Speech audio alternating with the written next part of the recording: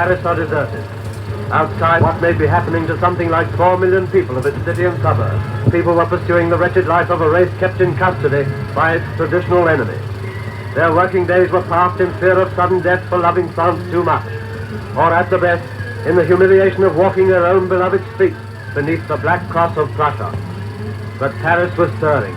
The world outside heard rumors of mutiny in the prefecture, police headquarters. Somehow cars unauthorized by the German military governor were used at meetings of the civil leaders of resistance in France, the FFI, the French forces of the interior. This newsreel film was shot by a French patriot cameraman who took these pictures at the risk of his life. The organization of the French underground movement passed the word that Paris D-Day was near. As the British and Canadians smashed the German army at Calais and Caen, as mighty American and French columns of armor swept on towards Versailles and Paris suburbs, and beginning to come out into the open after 4 in the cafe, a nod at the entrance of the metro, a meeting in a shuttered house.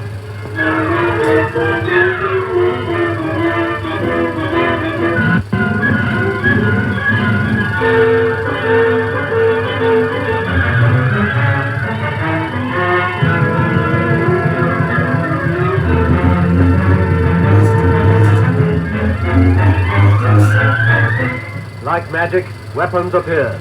Under the nose of the Gestapo, they had collected enough to arm 50,000 of their men.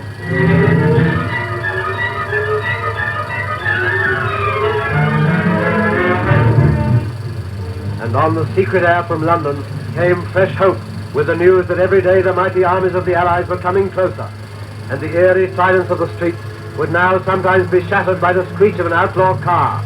In Paris, where you were an outlaw if you were a Parisian.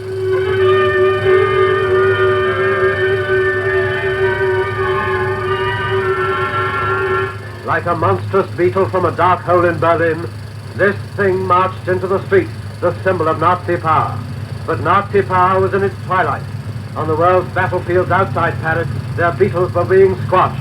Parisians revolted, and the uncanny silences were broken again and again with the whistle of sudden death. Now the Hun was the outlaw.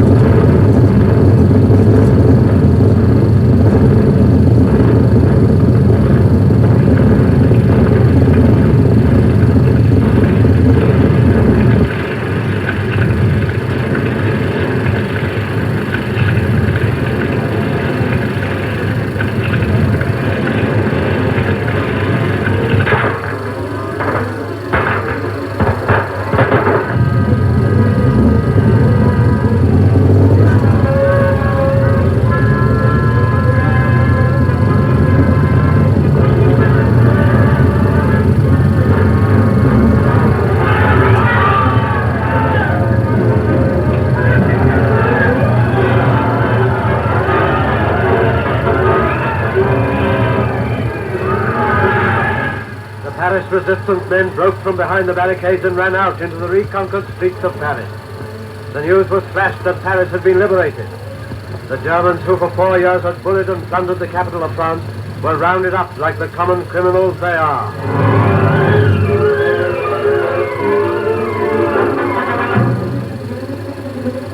But as we know, the victory was not quite complete. They granted the Germans a kind of armistice, which the Germans used to consolidate for a new battle. Later, with the help of the Allied armies, the Germans were all killed, captured, or driven out. That is how Paris overthrew the conquerors of 1940. How the swastikas that flew in the streets were replaced once more by the tricolor and the flags of the United Nations.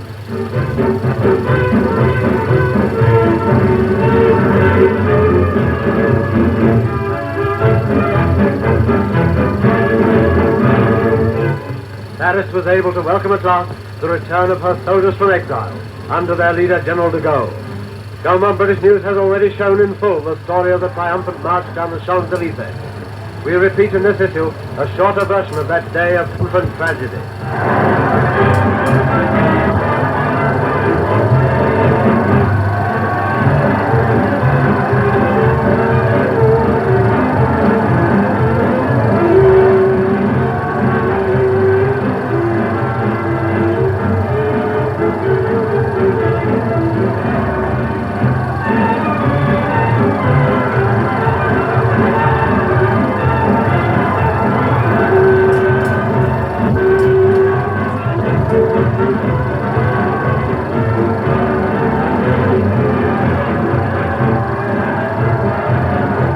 From these buildings not long ago, you saw the swastika fly.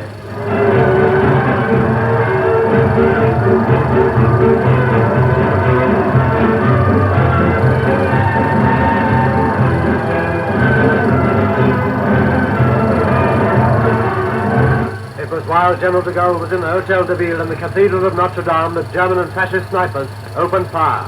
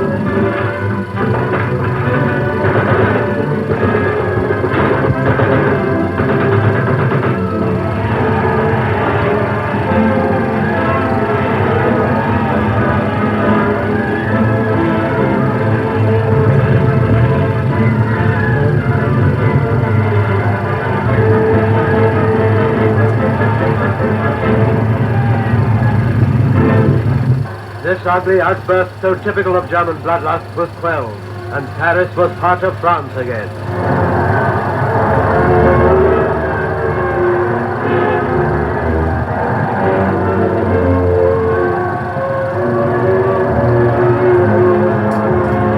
Leaders whose wisdom and courage made it possible.